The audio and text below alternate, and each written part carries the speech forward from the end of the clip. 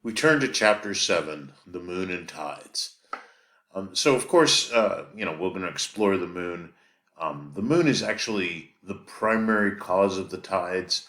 The sun, our sun, also contributes, as we're going to see.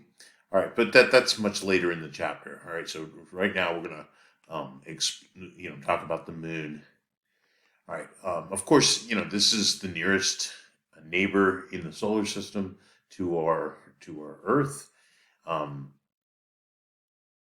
we've of course visited the moon back in 1969, and actually it was only from 1969 to 1972. 1972 um, was the last of the Apollo missions.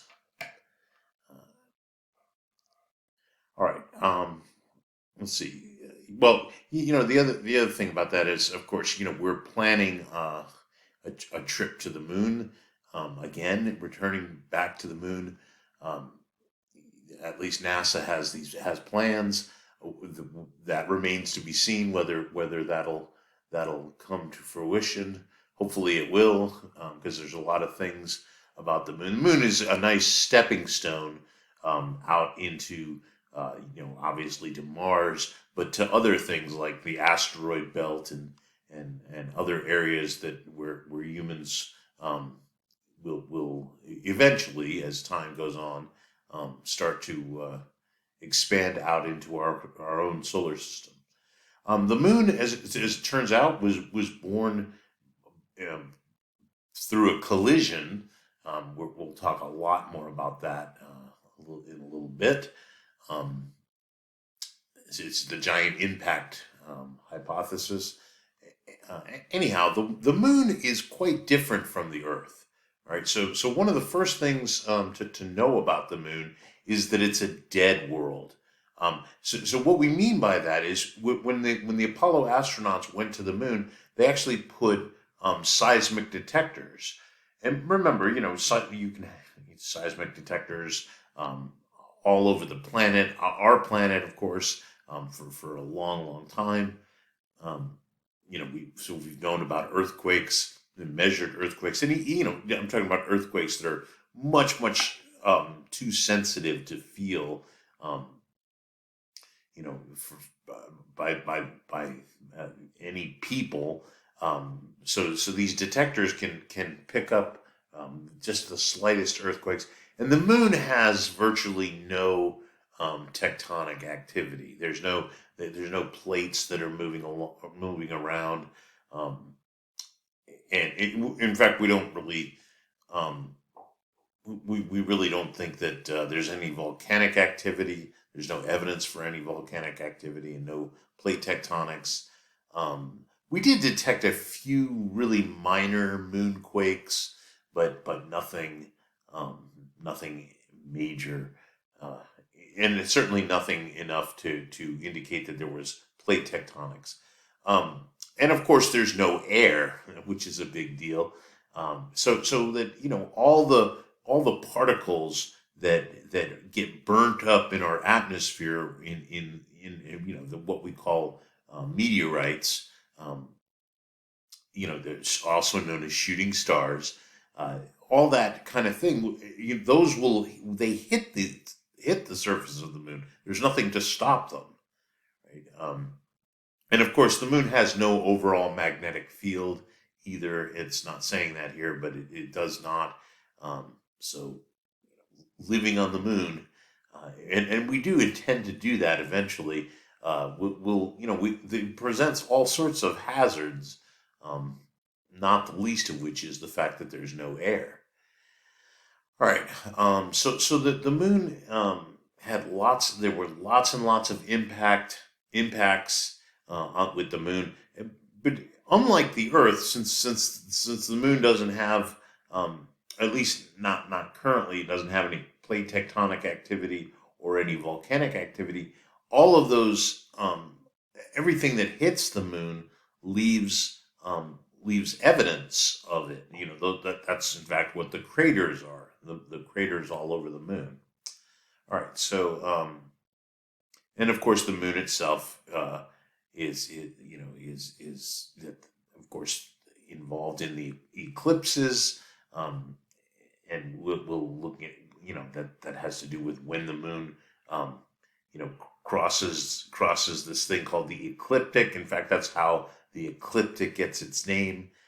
If you ever wondered about that, remember the ecliptic is the path of the sun in the sky, um, and when the moon crosses the ecliptic, if it does it during a full moon or a new moon, we have eclipses, right? And of course, as I mentioned earlier, tides are they're primarily responsible because of the moon. All right. Of course, humans have set foot on the moon. I don't know. That's probably Neil Armstrong's um, footprint right there. I would guess. So far, there's only been 12 human beings that have walked on the moon. Hopefully, that'll change soon. The moon is actually a very unusual satellite as far as moons go.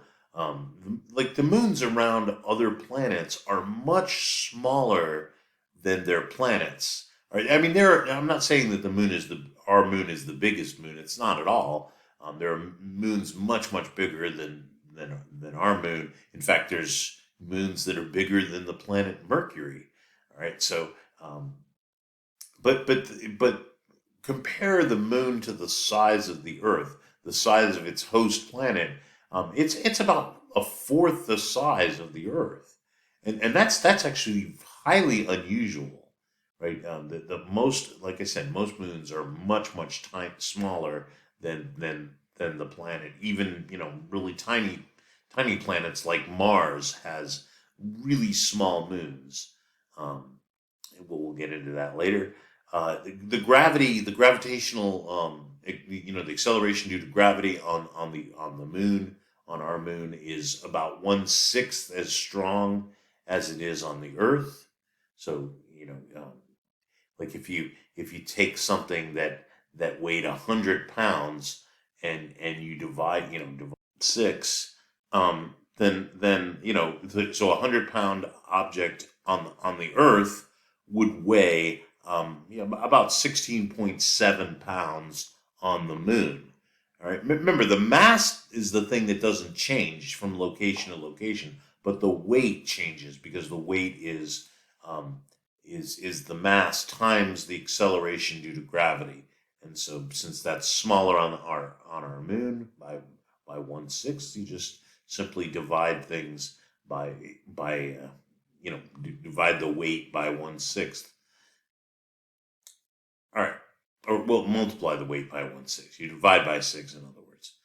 Okay, so this is a very famous quote by, I think it was Buzz Aldrin, as a matter of fact, the second person on the moon. He talks of magnificent desolation. In other words, when you look, it's just gray, and just there's not a lot of color on the surface of the moon. You have darker grays and lighter grays, but for the most part, it's just gray all over the moon. I mean, there are a few rocks that we found on the moon that do have some colors to them, but there's nothing nothing with a great deal of color.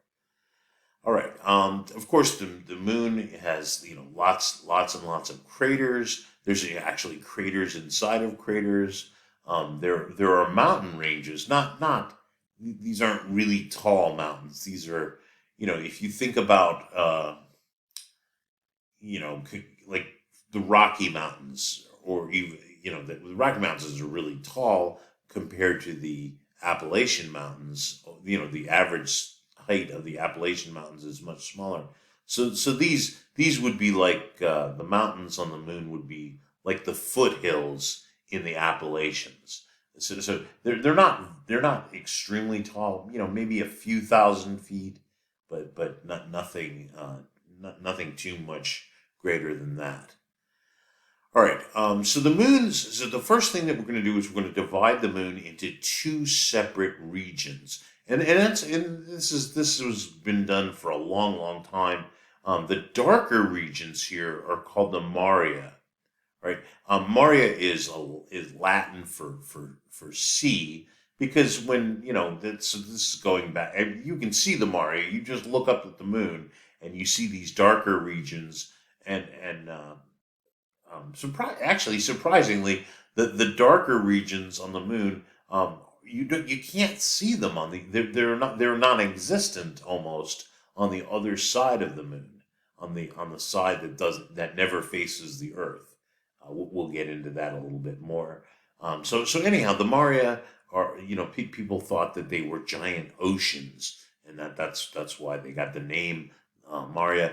And then there's the highlands. And the highlands, of course, are that's where like these kind of foothills, although they're considered mountains, but they're no bigger than maybe some of the foothills in the Appalachian Mountain. Comparatively to the size of them are about the size of foothills. All right. Let's go into the difference in what these two things are made of, and a little bit later we'll explore why. So the primary thing that the Maria, the reason that they're dark, is they're made of what's called basalt. All right. So basalt is very common on the Earth, it's basically lava that is solidified. All right, so when lava, is coming from a volcano, and it solidifies, that's basically what you find. That's the basalt that you find. On the moon, it's rich in iron. The basalt itself is rich in iron and magnesium and even titanium, by the way, which is is a precious metal.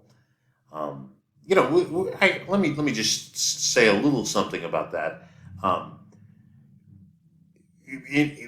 Very, very soon, if not already, we're going to start to mine the moon. That is, this titanium is very useful in a lot of manufacturing that humans do. And so, if we could find a relatively inexpensive way of getting to the moon and recovering this titanium and then bringing it back to the Earth, that will become, a business in and of itself. I mean, it's a reason to go to the moon and to collect this precious metal. When it's in this is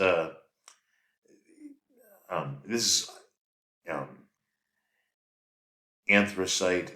This is a type of mineral that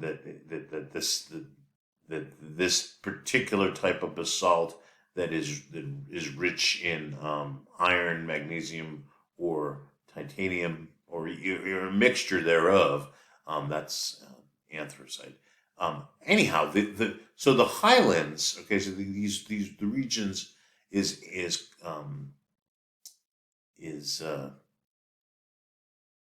I'm sorry. This is not the anthracite is. I'm sorry, I got that wrong. The anthracite is is what the material of the highlands are made of, which is rich in it's rock that's rich in calcium and aluminum and silicates, and they're very, as it says here, it's very. I should have read this one first. Sorry about that.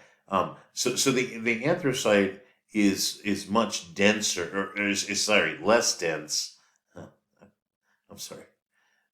Is much less dense than this basalt. Basalt tends to be more dense, especially when it has iron or these metals, magnesium and titanium in it.